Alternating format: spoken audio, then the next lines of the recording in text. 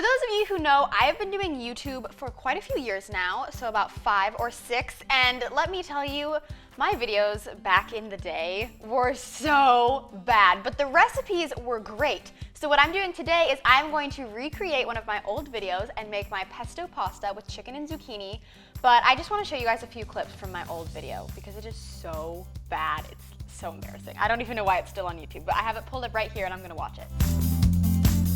Hi, I'm Amber. I'm in 4th grade, and I made this cooking show because I wanted kids to be able to cook healthy and yummy foods. I promise I'm actually having fun. I just look so annoyed. Half of it is stuck to the bottom. Spoon so it's easier to mix. I've watched 6 minutes of this video, and all we've gotten to is shredding the chicken. Oh my god, she's so cute. Hi. Thank you guys so much for those of you who stuck around through that stage of bad quality videos. The recipe, however, is still the same, and I really want to show you guys, so let's get started. So the ingredients you're going to need are basil, pine nuts, extra virgin olive oil, garlic cloves, some Parmesan cheese, 2 zucchinis, some more pine nuts. These pine nuts go in the pesto, these pine nuts go in the pasta dish, 2 chicken breasts, and last but not least, some of your favorite pasta. You can use whatever kind you like, but I like the little penne ones. So first up, we're going to cook our chicken. I'm gonna sprinkle one side with salt and pepper, lay it in the pan, and then sprinkle the other side. And you just want the chicken to be cooked through. You don't need anything crazy, but you do want a nice golden crust for that extra flavor. Look at the beauty. Oh. While the chicken is cooking, I'm gonna cut my zucchini into bite-sized pieces. So we are almost at 165, so I'm gonna take it off and let it rest. While the chicken's resting, I'm gonna cook my pasta according to package instructions. Don't forget to salt the water. Into the same pan as the chicken, I'm gonna add a little bit more grapeseed oil, and we're gonna cook our zucchini. Oh, look. That's what we want all of them to look like. So our zucchini's done, we're putting that in the bowl, and then we're going to shred our chicken and put it in as well.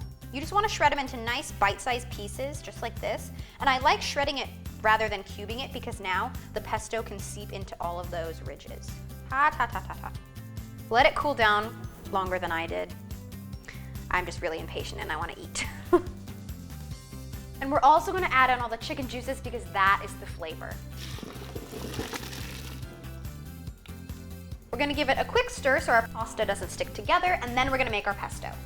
The pesto could not be easier. You literally dump everything into a food processor and blend it up. Let's do it. We're gonna add in our pine nuts, our garlic cloves, our basil, and some grated Parmesan cheese.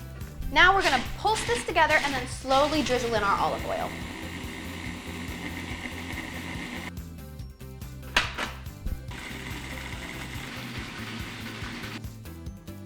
It needs a little bit of salt and pepper and then it'll be good to go. So our pesto is gonna go into the bowl with all of our chicken and zucchini and pasta. We're also gonna add in some pine nuts and mix it all together.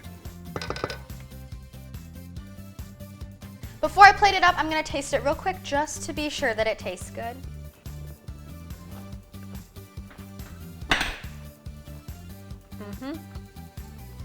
Just as good as when I made it when I was 9. The thing I love about this dish is pesto is so packed with flavor, and that is the sauce for the pasta. And the flavor combination of chicken and zucchini and that basil, oh, so good. And the chicken is so tender and juicy. The zucchini isn't mush, so it's sort of like al dente, I guess, as you call it. Same with the pasta, and honestly, this was one of my favorite dishes when I was younger, and I used to make it all the time, and I can see why. I need to start making this more. It's amazing. All right, so I'm gonna plate this up. I've got my bowl here. Top it with a few toasted pine nuts, and then some Parmesan, a little sprig of basil. Ta-da! You can totally use the hacks that I recommended, like store-bought pesto or rotisserie chicken, and it'll make it even simpler. And let me know in the comments down below if you liked this type of video that I made where I recreated my old YouTube videos, because it was definitely fun. It was very embarrassing, but it was super fun, and there are some good recipes that I think I want to bring back. So let me know if you like it. Thank you guys so much for watching. I'm gonna go eat my lunch, so I will see you all in my next video. Bye guys!